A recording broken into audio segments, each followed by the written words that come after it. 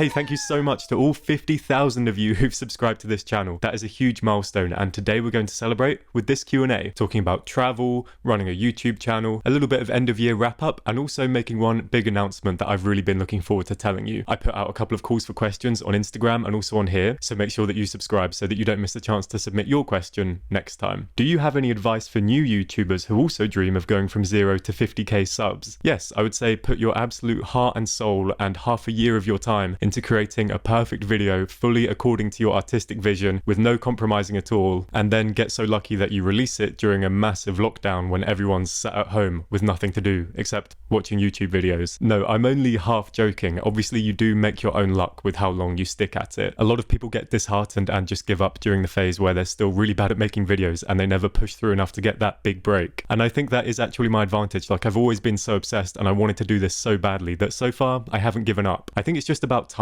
With time, all of the people who saw YouTube as a get-rich-quick scheme will get frustrated and drop away, and everyone whose heart is genuinely in it and keeps working at it will rise up. At least, that's what I'm still hoping happens to me. Favorite meal that you had in a foreign country this year? Definitely this Lebanese restaurant that I ate in Tunisia. I still go to sleep dreaming of that meal sometimes. But also my first time having tagine in Morocco. That was pretty cool. How much do you plan ahead of time when you travel somewhere? Which museum or monument to go to, restaurants to eat in, etc.? And how much do you figure out or do on the spot? So I think once you've been to enough places, you find a balance that works for you. What works for me is having flights and hotels, and I'm traveling on this day and I'm staying in this place for this long, set in stone, and being really obsessive about that part, and just not worrying at all about the actual on the ground itinerary. You know, places that I want to go and shoot and eat on the day, all of that is influenced by your mood actually at that time in the future. It's influenced by the weather and people you meet while you're there, and unforeseen events and closures and all of this, and new things that you've been inspired by in the meantime. So that's my style. I find it much easier to just take it day by day while on the actual trip. What's your biggest content goal for 2025?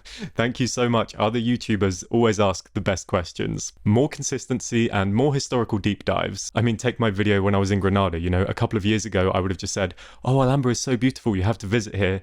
This year, I gave you a full 10-minute deep dive on how Islam came to Spain. And I think that's good. That's what it's about, finding progress in your work and trying to answer deeper questions. If the energy and passion that you bring to your work isn't evolving, then it's stagnating. And I find those videos, like the one I did in Ani as well, and the Punic Wars breakdown that I did while I was in Tunisia, just so much more fulfilling. And I find it really, really nice to see in the comments that other people got something out of it too. But essentially, more consistency. I think that would help me to build a more unified brand around one topic, probably something travel history related. Top 3 countries that you want to visit next. Oh man, Canada, Hong Kong, and then I would say maybe New Zealand or South Africa, one of those. And then I put this one next because it's related. What are your travel plans for 2025? So obviously I would love to visit one of those faraway dream destinations that I mentioned. Hopefully that does happen. But I also see next year as a bit more of a on my doorstep type of year. I mean, given that I've just said I want to go to more unique places and tell the fascinating historical stories behind them, Germany is obviously the perfect place for that. I realized the other day that I literally haven't been anywhere in Germany outside of Saxony, Thuringen, or Berlin this year. And that's a shame. I would like to explore more around this area instead of just flying away every time that I want to shoot something. And if you like the sound of that and want to keep up with how it goes, obviously,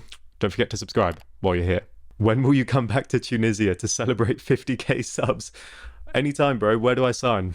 Send me location. Alright, we have some very spicy questions coming up, but before getting into them, I'd just like to take a minute to thank the sponsor of today's video and perfect partner for this channel, which is Manta Sleep. If you travel as much as I do, then you've definitely come across situations where you just can't fall asleep. You know, it's too bright in your hotel room, you're in the wrong time zone, you're on a boat that's rocking around, which is a real shame, right? Like, you've spent a lot of money on this trip and then you spend half of it grumpy and sleep deprived. If that sounds familiar, then you should really try one of these premium and stylish masks from Manta Sleep. Made from breathable materials and offering you 100% blackout and maximum comfort however you sleep, Manta Sleep masks can give your brain the extra comfort and calmness that it needs to fall asleep when you otherwise wouldn't be able to. Whether that's while traveling or sometimes just at home when you need a nap during the workday to restore a little bit of mental energy. They even have this version with Bluetooth headphones in the side to let you fall asleep while listening to something, which I absolutely love. And you can even change out these eye cups for other options like heated ones or these cooling ones, which are so soothing. If all of that sounds like something for you, or maybe a gift for the light sleeper in your life, then use the link in the description or enter code Thornton at checkout for 10% off of your own Manta Sleep sleep mask. Thanks so much again to Manta Sleep for sponsoring this video and for being such a good partner of the channel this year. And let's get back to it. Next question is top 3 museums that you've been to anywhere in the world. Obviously, my first thought when reading this was the Smithsonian's. Anyone who lives in DC, you're very, very lucky to get to go to those all the time. I went to the Aeronautics and Space one, the Museum of the American Indian, obviously the Natural History one, and the American History one. Between all of those, yeah, I can entertain myself just spending weeks in DC going back to those. But the one that I'm going to put in my top list is the Smithsonian Museum of African American History. That I would say is an absolute, must visit for anyone on a trip to the US. Absolutely unreal and sad and educational. Then the classic, the original, but still the best, London Museum of Natural History. Absolutely love that place. However many times I go back, I always find something new to be impressed by, and just walking around that building and that collection, it all feels so classic. I just love it. And my third choice, the Staten Island National Lighthouse Museum. The people in there were so kind. I just wanted to go in there for one small thing at the end of my lighthouse video that I made last year in the US. And the people there were so lovely. They gave me basically a private tour when they knew that I was from England, and especially from the Isle of Wight, which has a couple of lighthouses on it that they knew about. We just got on like a house on fire, and their collection of historical items to do with lighthouses was great as well. Then I grouped together a bunch of questions about what is your level in German, how long did it take you to reach it, how do you get over the fear of speaking a foreign language and making mistakes. So a couple of years ago now, I passed the B2 exam, which is upper intermediate, so it's the last exam before advanced. And that means that I'm qualified to get jobs here, to get certain like citizenship and stuff like that in certain cases. And it means I can have averagely complex conversations about things. Obviously, I still make loads of mistakes, and I know that, and forming the sentences in my head is still a lot of work. And if I do it when I see one of my tutors, if we have an hour lesson just speaking in German, we can have great conversations and we get on well. But afterwards, my brain really is tired, and I know that I haven't done everything perfectly. I guess when you're at this level that I'm at, which is like the intermediate plateau, you just have to have an appreciation of either you put in hundreds of hours more studying to perfect it, or you kind of accept where you are and you hope that everyone you make mistakes in front of is going to be accepting and kind and sympathetic about that. With that said, yeah, I get it. It is really nerve-wracking starting to speak a language, but something to cling on to is great milestones that happen along the way. Like when you're listening to a podcast in your target language and suddenly for the first time you understand the conversation that the hosts are having, or when you go to ask somebody a question in real life and for the first time they actually understand you and respond and you get their answer and can then act on it. The first time that those things happen, I mean, it feels like a superpower considering all the time that you'd spent in that country without being able to do those things. So I would say don't be scared of learning a language. There are little rewards like that along the way. In terms of what helped me, it was absolutely listening. I do kind of believe in the immersion bro hypothesis on YouTube because it helped me so much. I never did classes. I got so frustrated at sitting there talking about like I eat apples or like I have a sister, and it just felt like that was going on for weeks. And in the end, I just was listening to things even if I didn't really understand them, and in the end I just got better and better, started making flashcards from vocabulary that I would learn from podcasts and YouTubers and Twitch streamers, and just pumped thousands of hours of it into my brain. And I do genuinely feel like that sort of boosted me up a level, whereas I felt that when I was trying to study it without ever having really heard it, things that I would learn and corrections that I would get, there was nowhere for me to like put them, if that makes sense. So yeah, unfortunately, if you want my advice, I'm saying the same as everybody else. It just takes time and immersion and then a little bit of confidence. Whether I'm going to take my advice and actually put in the 100 more hours of studying to get to advanced and wipe out the mistakes that I always make, that's another question. Do you budget for travel videos? If so, how do you find good deals? Yes, this is an absolute obsession of mine, as you may have guessed. And I think there's all sort of tricks that you learn to try and find good deals. I'll link to some that I use in the description. I just use classic things like Google Flights, and I just go into obsessive amount of detail about everything. I mean, the amount of spreadsheets that I have in my Google Docs planning trips and then realizing, oh, actually the sum total at the end of what I estimate everything to cost is way more than it's going to be worth, so I'm actually never going to do this trip, is very high. There's a lot of that going on in my spreadsheets. But I think sometimes it just takes going through that process for yourself enough times to sort of gauge how much a trip is going to cost. You know how many unexpected expenses often come up on your trips, and over time you get a lot better at judging it. But yeah, I will link some things in the description that have helped me. What are the 3 most beautiful cities that you visited in Europe? Wow, definitely going to offend a lot of people by what I leave out of this list. Obviously, Tromsø is up there. I mean, depends how loosely you classify cities, but Tromsø in northern Norway, I'm putting in there.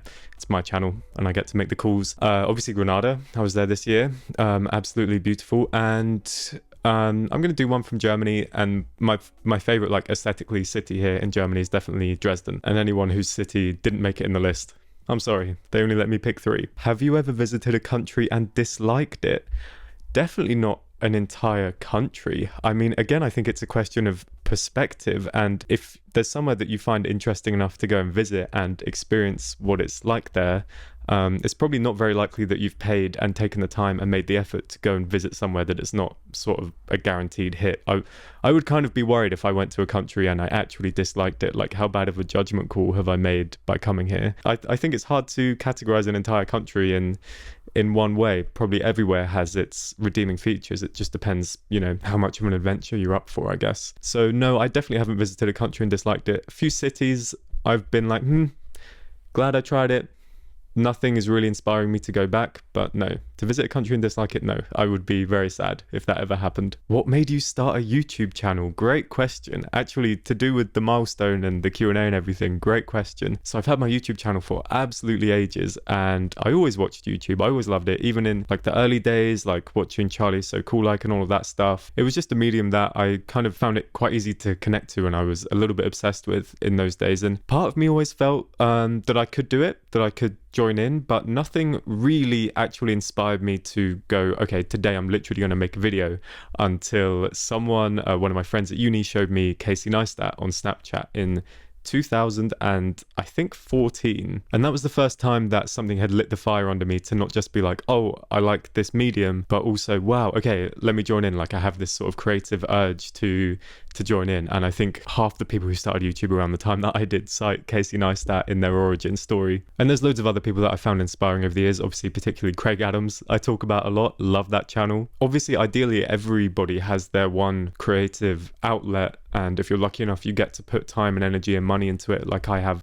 with mine on YouTube. And this is just my medium, this is just my genre, and I absolutely love it. I'd always wanted to make one all of those years of watching it, and I'm so happy to be where I am today. How long does it take to edit a video? Wow, great question. Obviously it varies massively, and there's some videos where I just go into absolute perfectionist mode and it can take me 100 hours. Like my 2 long USA ones, I've just edited for so long because I wanted them to be absolutely perfect. Your average video, say when I was on the Downeaster, just like a 10-minute train video, probably maybe it's like 10 hours of editing. So really, theoretically, you could smash that in like 2 days, but I like to sort of stew on it, especially when I've written the script, like go back the next day and edit things. I think it's so much better when you've slept and you come back to it with a fresh mind. You notice things that you wouldn't have done the previous day. So even videos that don't take that time in terms of raw hours, sometimes they can still take all week to get just how you want them. And then you have things in between, like when I did Basel to Poland on the Deutschland ticket, that was like a challenge video. So I had all of these maps and graphics and stuff like that aren't my strong suit. I would say that was definitely something that someone else could have done quicker. Also, there was a lot of elements to, I was just trying to keep the storytelling and hit all of the beats of the story that I wanted to at the right moments, and check how it all flowed and have it all go in the way that I wanted it to. And I was being a bit of a control freak with the storytelling in that video. I think it worked out, like I loved the product, but it just took me ages to edit. That was probably, I would guess, at least like a 50 hours editing job when you take everything into account that went into making that video. And then obviously, you know, it's like a 48-hour long video shoot. That's not nothing in terms of time. And sometimes videos like that you're trying to keep concise so that the story flows quickly, even though you end up with a short video, they take a deceptively long amount of time to edit because there's so much thought that goes into directing the story. And I think that's sort of the same in any medium. Like, if you know the famous quote, I would have written you a shorter letter if only I'd had more time. I think video editing is kind of like that as well. Does recently discovering your Scandinavian roots make you look deeper into it and make a trip to Scandinavia in the future likely? Great question, thank you. This is actually from a friend of the channel, my Canadian bestie Justine. Thank you so much for sending this in. I actually appeared in one of her vlogs recently, so go and check that out. I'll link to it in the description.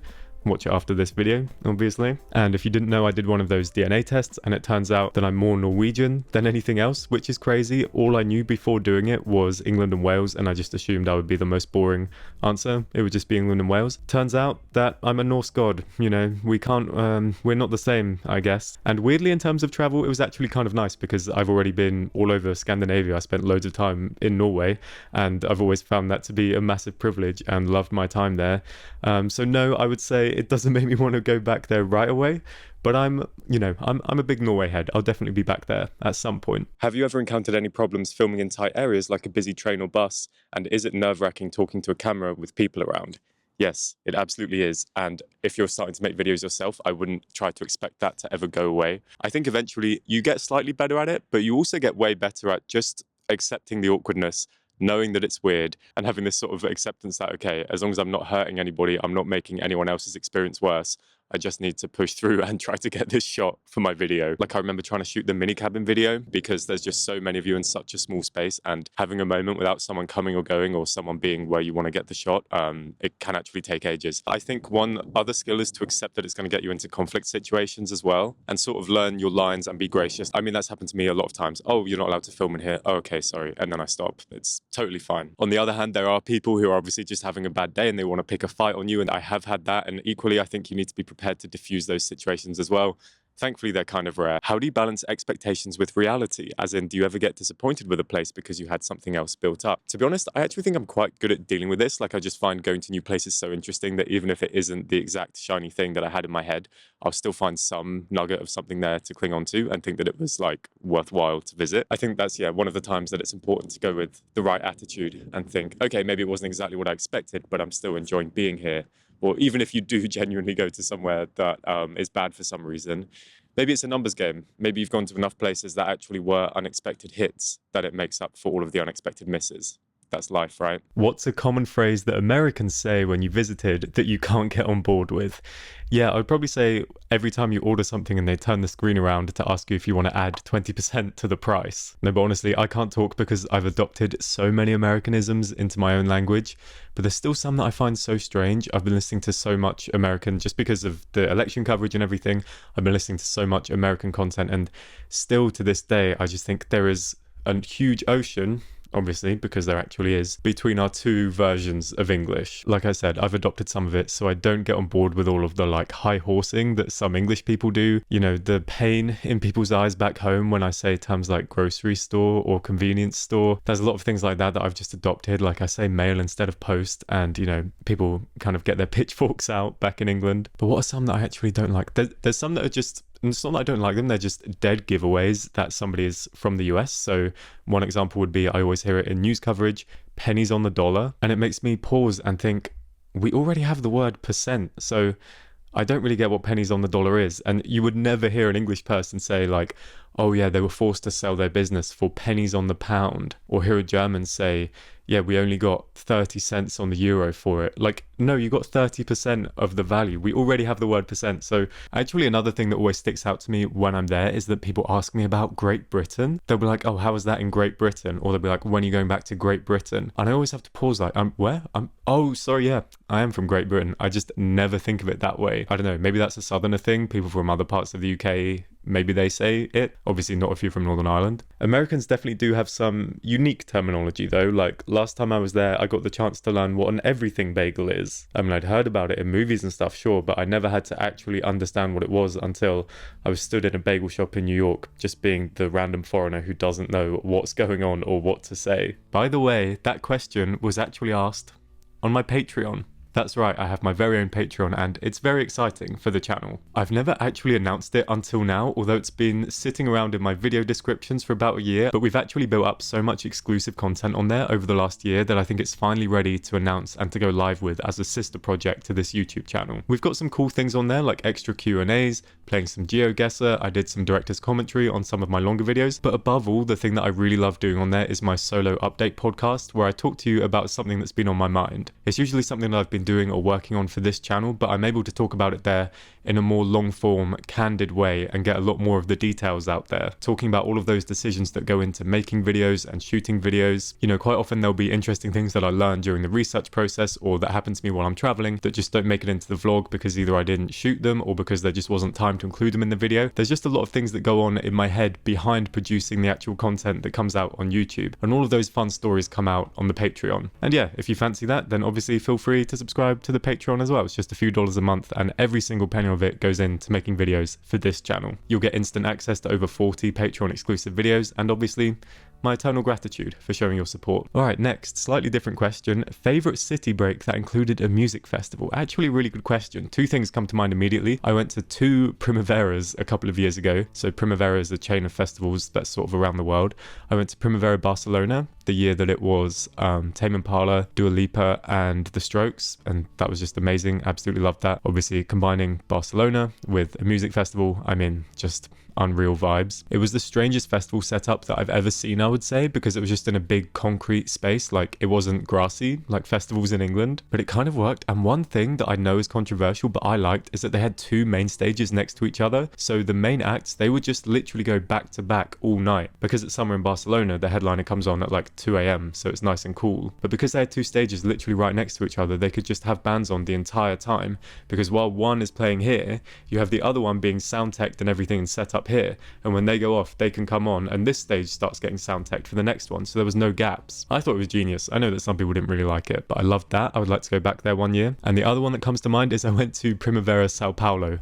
Unreal. Obviously I loved my time in Brazil and Sao Paulo was no exception to that, and getting to see Phoebe Bridgers and Arctic Monkeys with a Brazilian crowd, absolutely unforgettable. It was such an insane privilege. Only the second time in my life that I'd ever seen Arctic Monkeys, and to see it in Sao Paulo, I loved it. And then the same person's also asked favorite gigs that you went to this year. So I actually had a bit of a fallow year this year. I'll put my tier list of everything I saw this year here. Wasn't such a big year for me in terms of numbers, but I saw a lot of my favorite acts, I have to say. I hit all the main food groups of my Spotify Wrapped, with my favorite one obviously very, very predictably being Bruce, because Bruce. And then most common question by far that I always get on these and in real life, so I've grouped together a bunch of them, like how did you end up in Leipzig, why did you move to Leipzig, are you going to stay in Leipzig, what's it like in Leipzig? Yeah, very natural to be curious. Unfortunately my answer never satisfies anybody's curiosity, because the answer is that I want to and I like it. And I understand, you know, someone lives in a place that isn't their hometown and you think that there's a cool story there.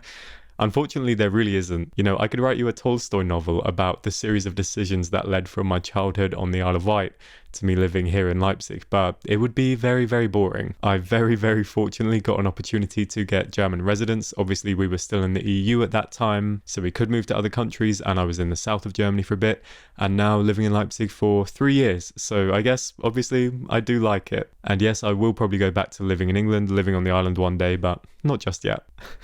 Top 5 bridges. This is definitely from one of my friends. So I've always said this, I stand by my opinions. GOAT, Sydney Harbour Bridge. Then I do think it's hard to overlook just the classics of the golden era of architecture, Brooklyn Bridge. For your third pick, I think it's good to go with The Bridge Over Troubled Water. Absolute banger. That song is always there for you in your time of need.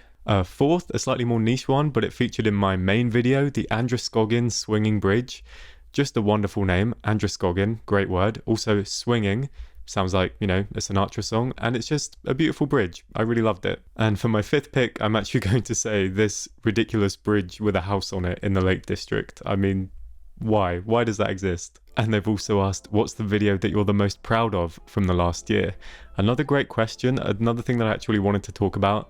I thought long and hard about this until I realized that the answer was actually pretty clear, and it's my Ani video. So that's from when I was in that desolate wasteland in Turkey on the Turkish-Armenian border, and I saw the ruins of this ancient Armenian city and these fantastic churches that are still standing there in this really inhospitable mountain environment. And again, relating to what I said earlier in this video, I found it so fulfilling going on a real historical deep dive in that video. I think previously I would have just said, oh, these buildings are amazing and they're out in the wilderness on a border. This is a strange, unique place to visit.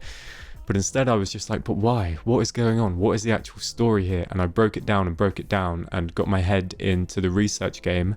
And I summarized everything that I learned in what, like an 8 or 9 minute YouTube video for a wider audience who'd probably never heard of the place. And the product that came out of that is actually something that I'm really proud of. And you know, as you can tell from my channel, sometimes it's hard when you're interested in multiple things to settle on only one. On that trip to Turkey, I did the Dorgu Express, which is this famous train through the snow in eastern Turkey. That was a good experience, but also while I was over there, I just quickly went and shot this one and got kind of fascinated by the topic of why are all these old ruins of churches here in the snow. And in previous years, you know, I probably would have only made the train video and left the history one out completely. But when you think about it, that's kind of healthy, you know, I'm making progress. I think if you're not evolving your style, if you're not evolving, you're devolving, right? If you're not evolving, you're stagnating. And I'm really happy to look at that and say, that's something that 2 years ago I wouldn't have had the skills to do, or I wouldn't have had the creativity to do. And judging by the comments, the fact that that video, the Ani video, struck a nerve with people and people really enjoyed it, found it educational, and they appreciated the effort that I put in, that was so gratifying. You know, not only did I have the privilege of going to a kind of niche place that most people won't get to see, but I also took the time to really try and learn about the full story of it and present sort of the case for why you should learn about these places and why they matter.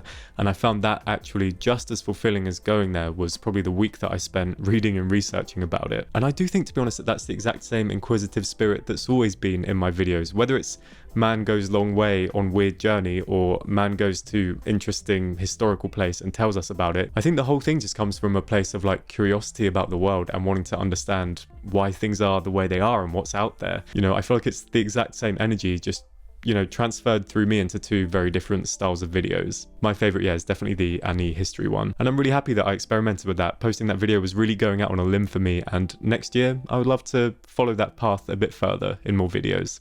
And train that you most want to ride in the world. After all of that. No, I can't deny, I obviously am interested in going to faraway places and taking long, unique journeys. Probably in the future, will I be sharing them in a more casual way on Instagram or on Patreon, something like that, and just focusing on the destinations that I go to tell historical stories? Probably that's the case, but obviously I love doing stuff like this. I would say definitely Sri Lanka, classic. Canada, how long have I talked about that one on the channel? Toronto to Vancouver. Oh, and Indian Pacific and Australia, that's obviously up there. At a certain point you do get a bit into like, well, if I win the lottery I can do all of these, and it's not that healthy to fantasize for too long. And then when are you coming to Canada? I've mentioned you guys on this video enough times. I'm gonna go, okay? I promise. I know I've been saying it for years. I am gonna go. Oh, and kind of linked to what I was saying, people are obviously taking notice that I like to yap, and thank you for that. What next video that isn't about travel that you really want to make? And I'm going to hit you with this one, Titanic. Yes, you heard me. So I've actually talked about this a great deal on the Patreon, but this is a historical topic that's been on my mind for a long time. I really want to make a full tour of Titanic locations in New York, and I actually already dipped my toe in that with, I made a short about going to a memorial to do with someone who was on Titanic, one of the wireless operators in New York, and I want to expand that into a full YouTube video. Maybe do one in Belfast and one in Southampton as well, because I think it's just such an interesting story. It's obviously really sad, but it teaches us a lot about the world, I think. It's just so fascinating, all of the elements of that story, the before, the during, and the impact that it had on the modern world. Although I guess having said that, if I go to New York to shoot a video about historic places there, that's kind of a travel video. If you want some that are literally just me sitting and analysing things, I think I'll be releasing some of those next year as well. I have some in my notes. Working title, Why Deutsche Bahn Will Never Be on Time. Kind of spicy there. And why Berlin isn't a real capital. Even more spicy. Feel free to come at me in the comments for that one. Or also if you have any points of view to contribute to them, let me know, because I'll be recording them in the new year at some point. Right, let's keep this going. Let's keep up the pace. This has been a very fun side quest, shooting this bit by bit all week. It's also December the 1st by now, and I don't know if any of you have your favorite Christmas EP, but for me there's this one that I always hold out listening to until it's December, and then probably get sick of it and over listen to it by like December 3rd or 4th. It's a yearly routine at this point. It's a free hobby. What's one good experience you had this year that was better than expected? I knew exactly what I was going to say when I read this question, and that is when I went on a paddle steamer in Dresden. So here in one of the big cities in Eastern Germany, they have this amazing fleet of paddle steamers, original from the 1880s and 1890s, and they've all been lovingly maintained and refurbished to their original glory. And I thought that going on one of them would just be a fun little idea for a day out, but it was so good. I honestly loved it so much. It felt like stepping back in time. It felt like stepping into one of those old, like, golden days of travel classic books. It was basically me and all the 8-year-old boys standing there watching the engine go round like, wow, just completely, hypnotized. And the staff was so nice. The whole experience was just so classy, and it's full of all these tables where you can order food and drink.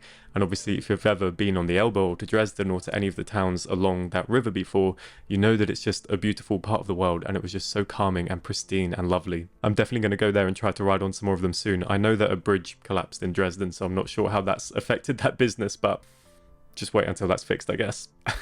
And then I grouped together just a few personal ones. Relationship status: do you have a girlfriend? Are you still with?